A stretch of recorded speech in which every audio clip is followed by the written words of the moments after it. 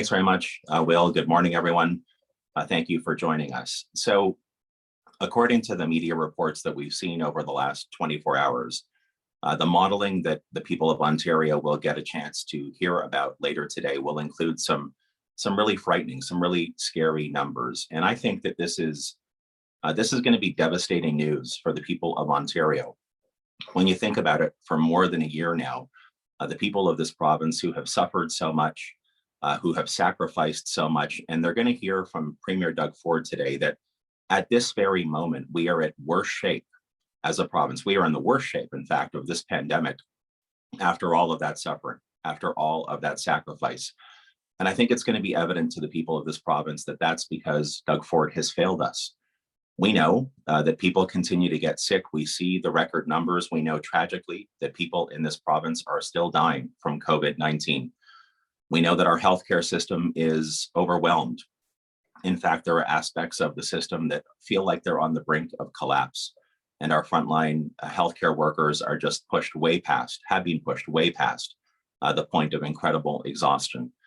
We know that our schools, of course, are closed, and there's no date in sight for when the schools will be able to reopen. And we know, of course, as well, we've learned in the last few days that Doug Ford's vaccine rollout has been an epic failure. I think it's safe to say that the people of Ontario are angry right now. I think they're disillusioned, and I think they're at the end of their rope. And frankly, I don't blame them at all. It didn't have to be this way. And I think what we need right now in this province is strong, decisive leadership, strong, decisive action. It's needed urgently to lead us out of this ordeal once and for all, because this whipsaw effect, the way that we've been going about this for months, I think is literally, it's soul destroying for the people of Ontario. Now, from the very beginning of this crisis, whether he's going to admit to it or not, Doug Ford's essentially appointed himself the czar, the person in charge of all of this work. But rather than being the commander that the people of Ontario needed, Doug Ford has actually proven to be our version of a COVID Neville Chamberlain, someone who has caved constantly to the anti-science extremists against all evidence to the contrary. Evidence that's all around him and evidence that's all around us. Think about this for a second. He reopened way too soon, not just once, but repeatedly, and in particularly earlier this year. It's become quite evident that he's let politics interfere in the vaccine rollout. When you think that we heard just yesterday from sources linked to the science table that they did not have a hand in picking the hotspot postal codes, he refuses to implement paid sick leave when everybody is telling him, there's not a voice telling him he's right. Everybody's telling him he's wrong. But he hasn't done that because he's been really stubborn on this one. He has not made the effort or the investment to keep our school kids safe, our frontline educators safe, and keep our schools open. So look, this cannot be allowed to continue. It is so clear that Doug Ford has lost complete control of the situation. He's in over his head, and I believe he must be stripped of his COVID responsibilities. This is a moment when we need voices of reason to step up and call on the government to do the right thing. The current approach is not working. So today, I am urging Ontario, we need a real COVID czar, someone who has unimpeachable scientific integrity, someone who'll be appointed to have the full oversight capacity and authority to make the decisions to actually help us navigate through this brutal third wave over the next number of weeks to get the vaccines rolled out properly. And all of that needs to happen without Doug Ford's anti-science partisan interference. Now, I'm recommending that there are a couple of individuals that I can think of who could step into this role immediately if they were willing and they were asked. I'm thinking of Dr. Steiny Brown or Dr. David Naylor. These are two individuals, as an example, who are trusted, who are credible, and who are qualified. In addition to this significant move, which I believe is absolutely urgently needed right now, I'm calling on the province to initiate an automatic vaccine pre-registration for Ontarians on an opt-out basis. We saw Toronto City Councillor Josh Matlow and other health experts in Toronto earlier this week make this call. I support their call. I'm echoing their call, and I'm adding my voice to support their call for this kind of system that would reassure the millions of people across this province who, despite what Doug Ford says, are still brutally confused about when they'll be eligible, by giving them an appointment date to look forward to so that they'll know, they'll have that peace of mind and they'll know. Further, on vaccines, not for the first time, I and many others have been saying, you need to actually apply the water where the fires, where the flames are burning brightest. We need to dramatically increase the available, let me stress the word available, vaccine supply, because I believe at last count, there are about 1.3 million doses of vaccines still sitting in fridges in this province. We need to dramatically increase the available supply of vaccines to the hotspots. I know we've started to talk about that. That's started to be done.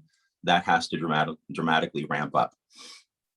Like I've been saying for months now, like everyone else has been saying for months now, we need to immediately implement paid sick leave for all workers across this province.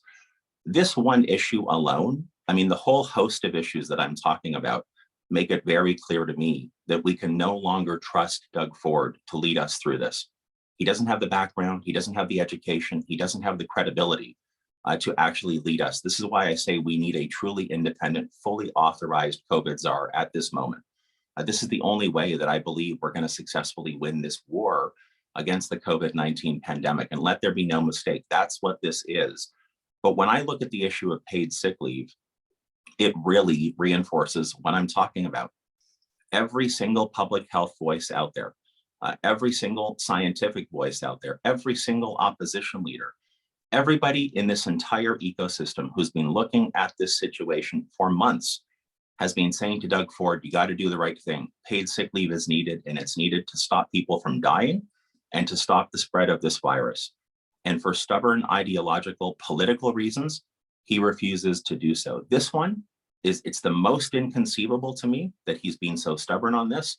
And it's the best example to my way of thinking as to why we need that COVID czar to take over the responsibility for continuing to wage this war against COVID-19. I also think that, it's been many months since the opposition leaders in this province, myself, Ms. Horvath, and Mr. Schreiner, have been invited in by the government to have a bit of a briefing so we can fully understand what the state of play is. And so we can lend our own advice, our own insight, our own guidance. I will only speak for myself. I think it's been missing. I think that it would be extremely helpful to the entire Team Ontario approach that I truly believe in. I think it's what the people of Ontario expect of their political leaders, having an ability in moments of crisis to work collaboratively and work together. That's what I want to see happen. It's true, I've done my job as an opposition leader to hold Doug Ford to account. And let me be clear, there is so much that he has done poorly in this regard. But I'm an Ontarian first, and I'm a father first, and I'm someone who wants this province to get out of this mess, back to normal and back to the other side sooner rather than later. So I'm urging Doug Ford, park the ego at the door. It's not about you, Doug. It's not about me. It's about the people of Ontario. They need you to park your ego. They need you to take the responsibility for being the COVID czar, which you are not able to do. You just don't have it. Pass that responsibility off to someone like Dr. David Naylor or Dr. Stanley Brown or someone else who's got that credibility, who can do it. Give them the authority. Invite the opposition leaders in to be helpful. Introduce paid sick leave and do whatever else needs to be done to tell the people of Ontario, we've got their back. And I'm using the pronoun we on purpose. It's not about any one of us. It's about all of us. This is what I believe needs to take place today, a day that I suspect is going to be really tough for the people of Ontario. With that, I'd be happy to take your questions. All right, a reminder to please raise your hand using the Zoom function or write to the chat if you have a question.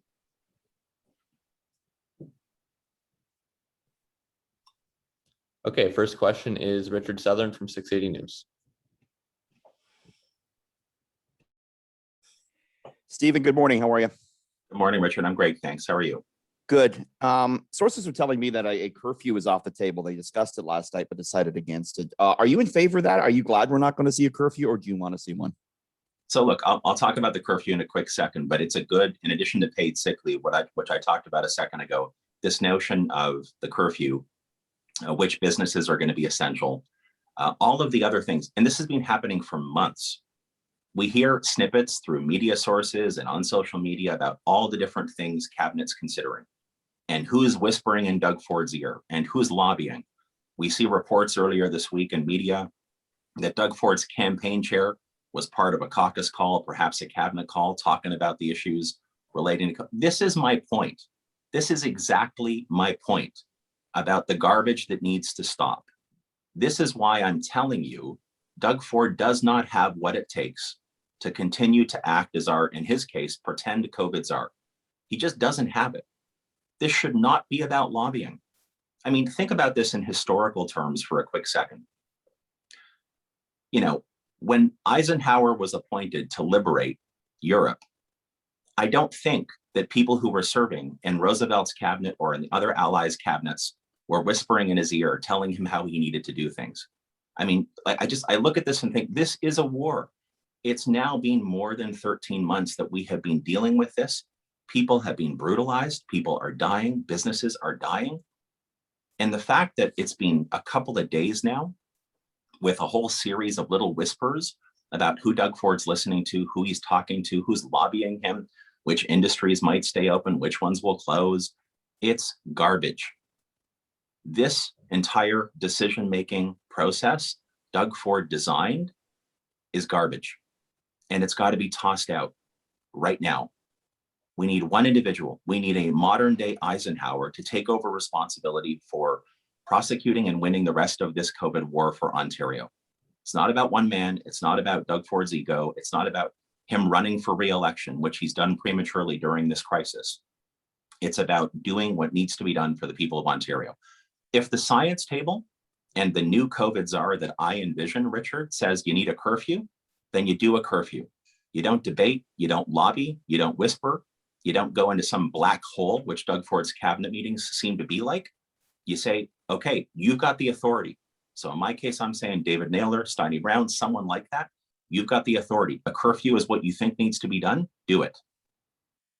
Stephen, I mean, aside from your calls for a COVID czar, aside from your calls for paid sick days, what else is there for the government to do today? I mean, retail's pretty much shut down as it is. What would you like to see done beyond the sick days, beyond the czar?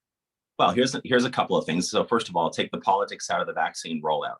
Dramatically increase the vaccines that are available currently, because we know we got over 1 million doses available in this province. Dramatically increase the number of available doses so that they go to the hotspots. Take the politics out of this decision-making process, because there's no doubt in my mind, this is why I and Andrea Horvath have called for the auditor to look into it. No doubt in my mind that politics interfered with a life and death situation, which is just brutally negligent.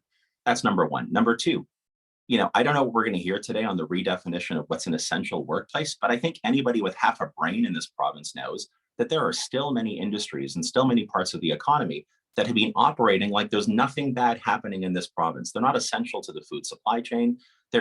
And so again, this goes back to my point about who's lobbying, who's talking to Doug Ford, who's convincing him, which political friends of his are telling him, hey, just look, keep my friends in business. It's okay, nudge, nudge, wink, wink.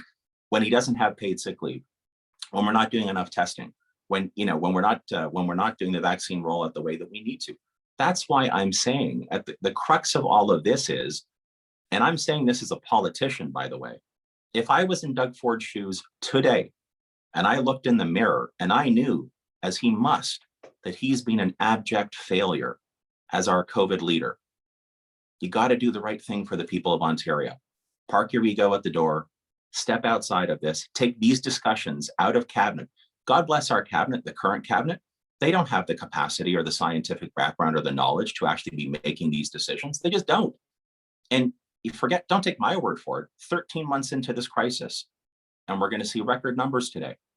And we see a healthcare system that's on the brink of collapse. 1,500, 1,600, 1,800 people in ICUs. I spoke to a dear family friend yesterday. I'm 47. He's a couple of years younger than me.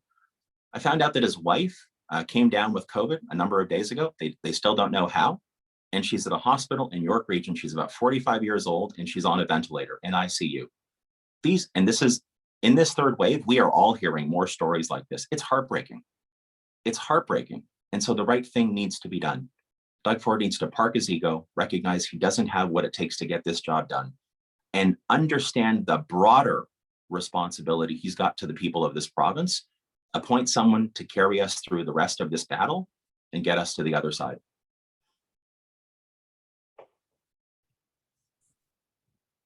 All right, there are no further questions on the line. Thank you. Thank you.